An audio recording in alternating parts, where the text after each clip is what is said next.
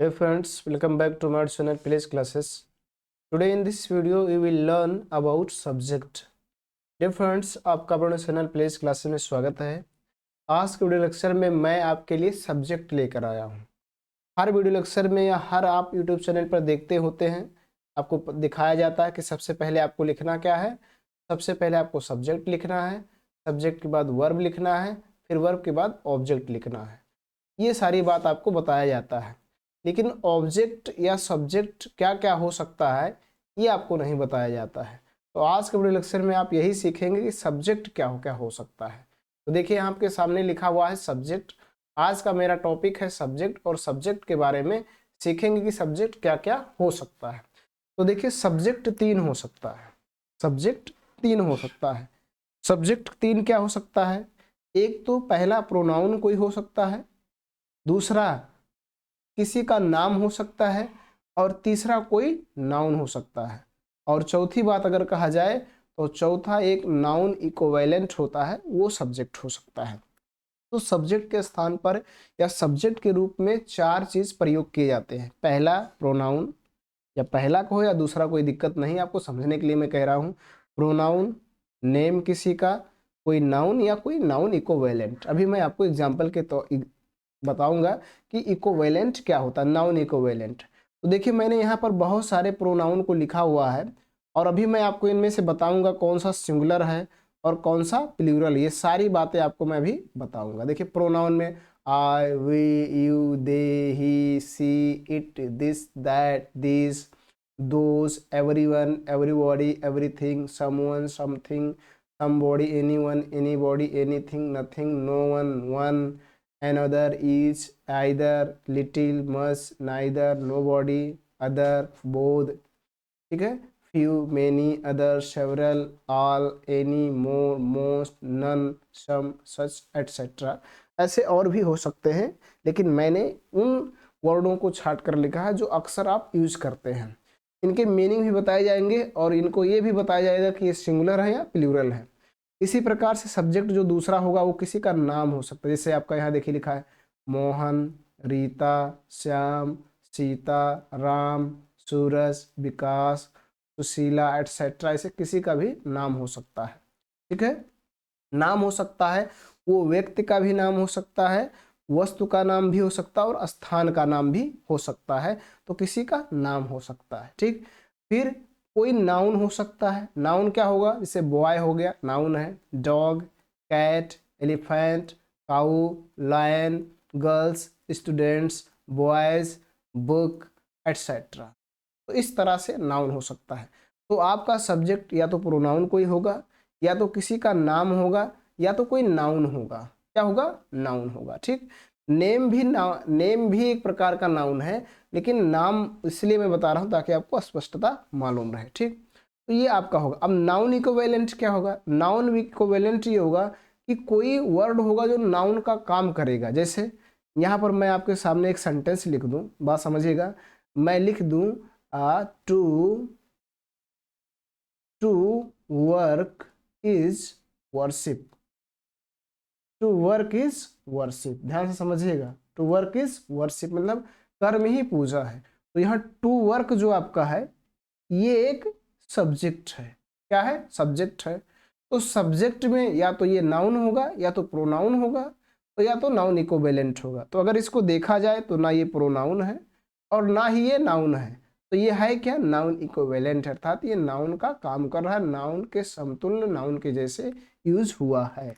तो ऐसे को कहते हैं नाउन इक्विवेलेंट।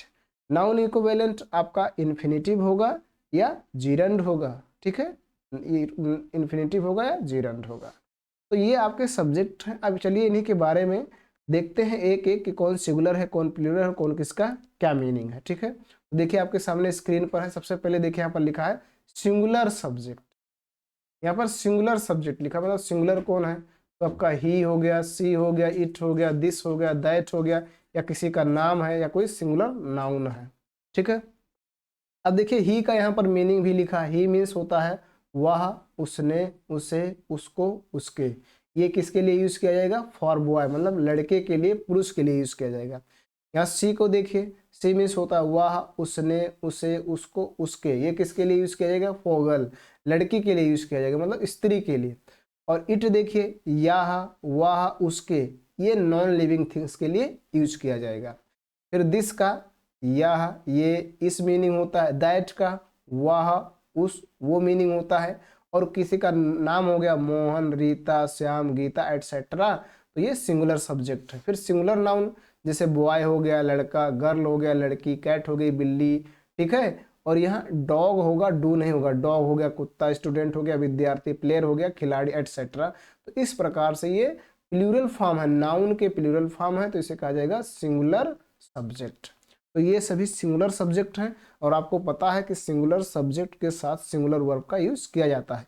इसीलिए मैं ये आपको बता रहा हूँ ताकि आपको स्पष्ट रहे, क्लियरली पता रहे कि हमें किसके साथ सिंगुलर वर्ब कौन है, कौन किसके साथ सिंगुलर वर्ब का यूज करना है, किसके साथ प्लूरल यूज करना है, कौन सिंगुलर है कौन प्लूरल है। तो ही, सी, इट, दिस, दैट, या किसी का नाम हो या कोई नाउन हो, जैसे मैंने boy, girl, cat, dog, student, player बताया, तो ये सभी सिंगुलर सब्जेक्ट होते हैं। और इसके वर्ड मीनिंग भी आपके सामने लिखे हुए हैं, आप इसको नोट करके याद कर सकते हैं, रिमाइंड कर सकते हैं और आपको पूर्णतः याद हो जाएगा। इसका आपका PDF नोट्स भी डिस्क्रिप्शन बॉक्स में मिल जाएगा, आप उसको डाउनलोड कर सकते हैं और याद कर सकते हैं।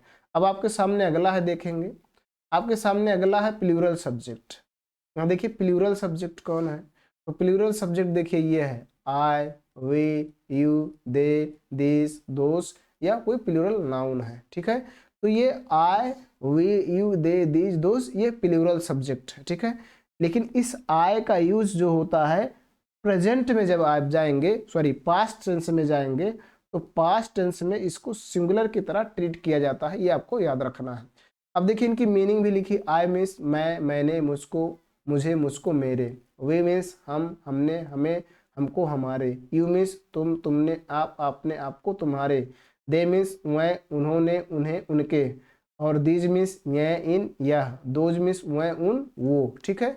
फिर प्लूरल नाउन जैसे उसमें लिखा था बॉय, तो यहाँ देखिए बॉयज है, यस लगा है। Cats, dogs, students, children etcetera.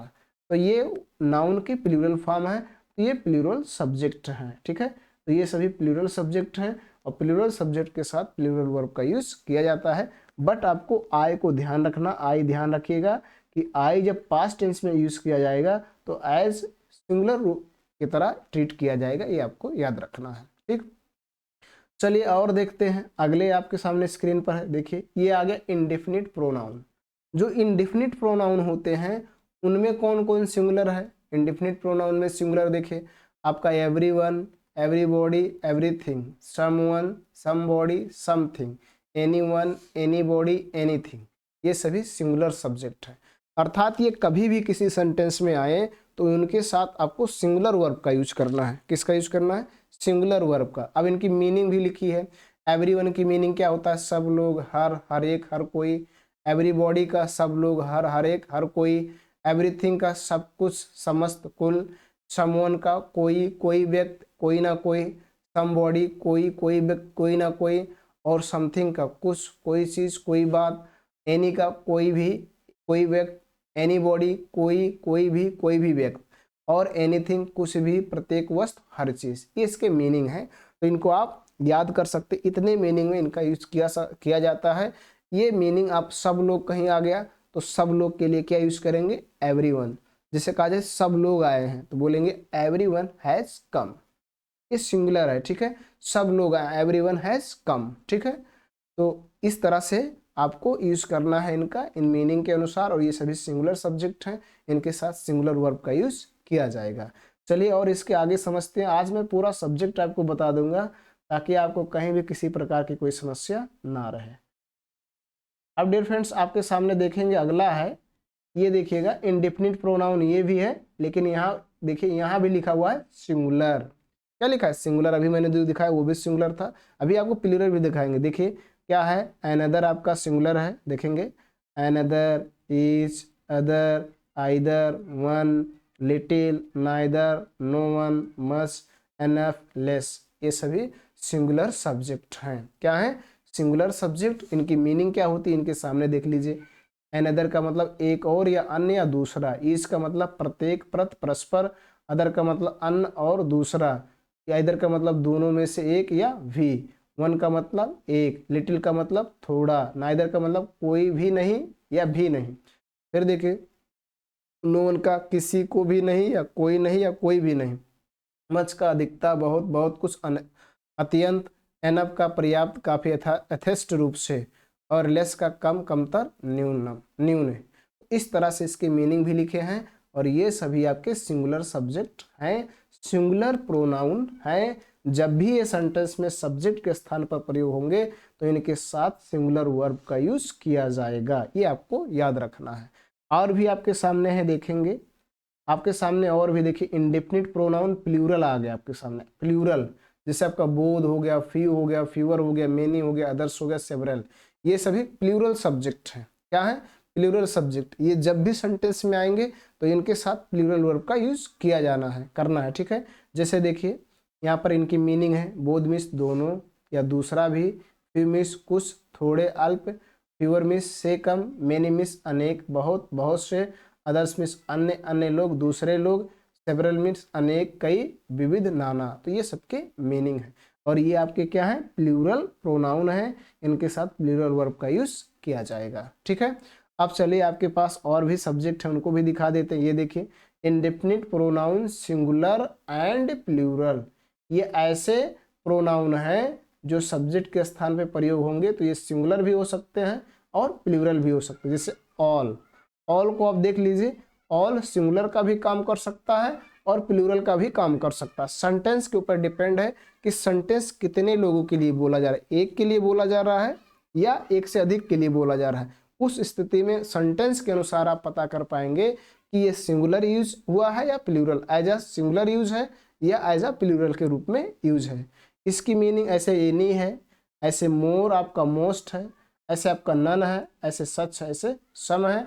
ये ऐसे वर्ब हैं, सॉरी ऐसे सब्जेक्ट हैं जिनको सेंटेंस के देखने के बाद पता चलेगा कि ये सिंगुलर है या प्लूरल है। अब इनकी मीनिंग क्या होती है तो इसके सामने लिखा, आल का मीनिंग होता है सब, सभी, प्रत्येक, समस्त। एनी का मीनिंग होता है कोई, कोई एक, बिल्कुल। मोर का मीनिंग होता है अधिक, ज्यादा, और मोस्ट का मीनिंग होता है अधिकांश या अत्यंत। नन का मीनिंग होता है कोई नहीं। सच का मीनिंग होता है ऐसा, इतना, वैसा, और सम का मीनिंग होता है कुछ, कोई, थोड़ा। तो ये सब आपके सब्जेक्ट थे। आपको सब्जेक्ट के बारे में पता हो गया होगा। इसके पीडीएफ का लिंक आपको डिस्क्रिप्शन में मिल जाएगा, उसे आप डाउनलोड कर सकते हैं और अपने नोटबुक में नोट करके इसको अच्छी तरह से पढ़ सकते हैं। तो डियर फ्रेंड्स, मैं उम्मीद करता हूं कि आज आपको सब्जेक्ट के बारे में पूर्णतया मालूम हो गया होगा कि सब्जेक्ट क्या क्या हो सकता है और सब्जेक्ट कौन सिंगुलर होता है, कौन प्लूरल होता है। क्योंकि आपको काफी असमंजस में आप पड़े रहते हैं कि कैसे हम डिक्लेयर करें कि सब्जेक्ट सिंगुलर है कि सब्जेक्ट प्लूरल है, सब्जेक्ट सिंगुलर है तो क्या लगाएं, सब्जेक्ट प्लूरल है तो क्या लगाएं। तो यदि आप इस लिस्ट को, इस वीडियो लेक्चर को देखे होंगे तो निश्चित है कि आपको सब्जेक्ट के बारे में सारे जो आपके डाउट थे वो क्लियर हो जाएंगे। आज के बाद आपको सब्जेक्ट को लेकर किसी प्रकार की कोई समस्या नहीं रहेगी। तो डियर फ्रेंड्स, मैं उम्मीद करता हूँ कि आपको समझ में आ गया होगा। फिर भी अगर आपको कहीं किसी प्रकार की कोई डाउट है तो कमेंट बॉक्स में लिखिए, आपके कमेंट की रिप्लाई दी जाएगी। वीडियो पसंद आया हो तो लाइक करें, चैनल में पहली बार विजिट किए हों तो आपसे मेरा रिक्वेस्ट है इस चैनल को सब्सक्राइब करें, साथ साथ बेल आइकन भी प्रेस करें ताकि जो मैं वीडियो अपलोड करूं उसका नोटिफिकेशन आपको मिलता रहे। आज के वीडियो लेक्चर में बस इतना ही। इसके साथ साथ मैं आपको बताना चाहूँगा कि इस चैनल पर 45 डेज स्पोकन इंग्लिश कोर्स बिल्कुल निःशुल्क, लाइव क्लास, रिकॉर्डेड क्लास है, क्लास पीडीएफ नोट बिल्कुल फ्री में मिल रहा है और लाइव क्लास भी लिया जा रहा है। तो यदि आप इंग्लिश को सुधारना चाहते हैं, बोलना चाहते हैं तो 45 डेज स्पोकन इंग्लिश कोर्स को ज्वाइन कीजिए बिल्कुल निःशुल्क और आप लाइव क्लास देखिए, अटेंड कीजिए और इंग्लिश को इम्प्रूव कीजिए। आज के वीडियो लेक्चर में इतना ही। धन्यवाद।